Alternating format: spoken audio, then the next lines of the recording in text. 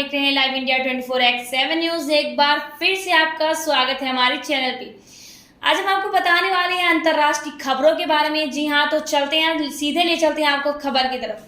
America राष्ट्रपति Joe Biden और कमला Harris ने जाने कितना दाखिल किया इनकम टैक्स रिटर्न। जी हाँ, कोरोना महामारी के बीच अमेरिका के राष्ट्रपति जो बाइडेन और उपराष्ट्रपति कमला हैरिस, जिन्होंने कुछ माह पहले ही ये कुर्सी संभाली है, उन्होंने सोमवार को अपना आयकर रिटर्न फाइल किया है। आइए जानते हैं कि दोनों की आय में बढ़ी या घटी। बाइडेन और उनकी पत्नी की कुल कमाई से अधिक कमला ने भरा टैक्स। जी हाँ, व्हाइट हाउस द्वारा जारी रिपोर्ट के अनुसार अमेरिका के राष्ट्रपति कमला हैरिस और उनके पति ने संयुक्त रूप से इनकम टैक्स फाइल किया है। मद्देनजर की बात यह है कि बाइडेन और उनकी पत्नी जिल बाइडेन ने कि एक स्कूल टीचर, जी हाँ, जिल बाइडेन एक स्कूल टीचर थी और उनकी कुल कमाई से कमला और उनके पति के इनकम टैक्स जो भरा वो कहीं ज्यादा था। जी हाँ, साझा की गई इस रिपोर्ट के अनुसार पता चला है कि बाइडेन और उनकी पत्नी जिल ने पिछले साल अपनी कमाई का $6,07,336 थी।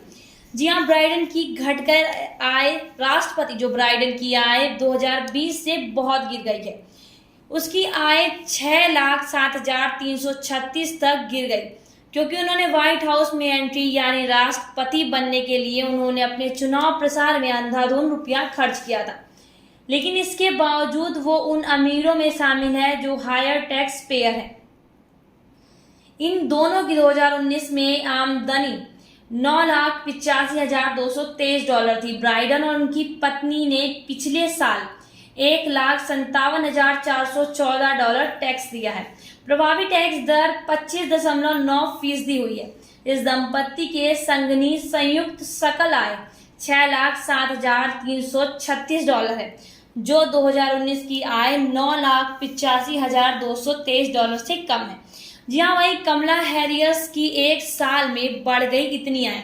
अगर बात करें कि कमला हैरिस को, तो उन्होंने जो आयकर रिटर्न जारी किया उसके अनुसार 2020 में हैरिस की इनकम में $10 लाख से अधिक थी, जो उनके ठीक एक साल पहले उनकी आय $6,07,336 की तुलना में अधिक है। उपराष्ट्रपति कमला हैरिस और उनके पति डैग एमहास की संगनीय सकल आय $16,95,225 है। इस दंपत्ति ने 2020 में $6,21,893 टैक्स दिया और प्रभावी टैक्स दर 36.7% रहा है। तो वहीं बाइडेन ने अपनी कुल आय का इतना फीसदी नेक कामों में दिया है दान। तो पहले बता देते हैं हम आपको कि अमेरिकी के कानून के अनुसार देश के राष्ट्रपति और उपराष्ट्रपति को अपनी वित्तीय जानकारी को सार्वजनिक रूप से साझा करना है। व्हाइट हाउस के द्वारा साझा की गई जानकारी के अनुसार राष्ट्रपति और उनकी पत्नी जो फर्स्ट लेडी कही जाती हैं, उनकी कुल आय का 5.1% यानी $30,704 10 परोपकारी संगठनों को दिए गए हैं।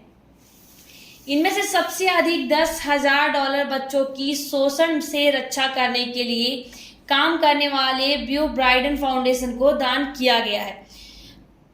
तो वहीं अगली अंतर्राष्ट्रीय खबर आ रही है। अमेरिका के बाद सिंगापुर ने उठाया बड़ा कदम। 12 से 15 साल तक के छात्रों को लगाई जाएगी वैक्सीन।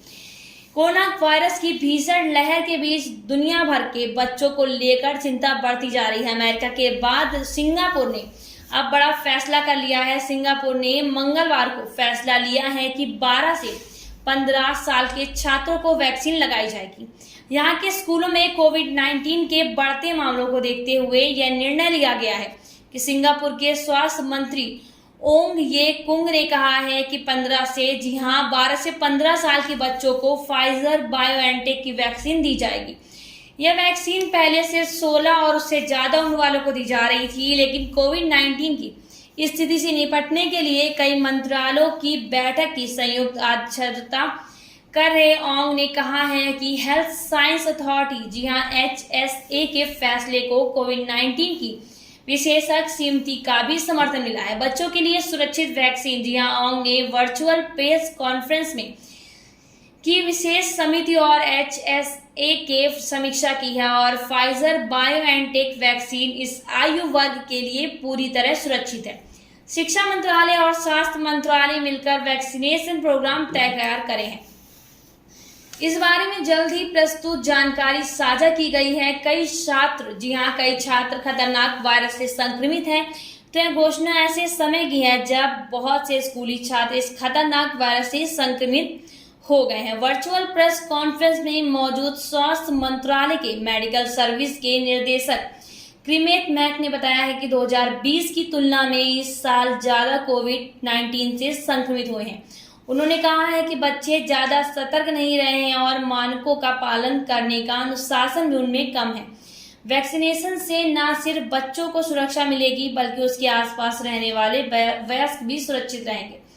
मगर अभी प्रशासन ने यह फैसला नहीं किया गया है कि वैक्सीनेशन कार्यक्रम में बच्चों को प्राथमिकता दी जाएगी या नहीं। इस बारे में बाद में फैसला लिया जाएगा। तो आप बात करते हैं एजुकेशनल सेक्टर पर फोकस की। जहां सिंगापुर के शिक्षा मंत्री लॉरेंस वोंग ने इस बारे में जानकारी देते हुए कहा है कि वैक्सीनेशन कार्यक्रम को लेकर कई रास्तों पर चल जा रहा है। इसी के तहत एजुकेशन सेक्टर पर भी फोकस रहेगा। इसके अंतर्गत शिक्षकों, स्टाफ और छात्रों को वैक्सीन दी जाएगी। शिक्षकों के अलावा यूनिवर्सिटी के हॉस्टल में रहने वाले छात्रों को पहले से ही वैक्सीन देने का फैसला किया जा चुका है। तो ये थी अंतर्राष्ट्रीय खबरें। इसी तरह की खबरों के लिए बने रहिए हमारे साथ और देखते रहिए लाइव इंडिया 24/7 न्यूज। मैं हूं आपके साथ आरोही और धन्यवाद।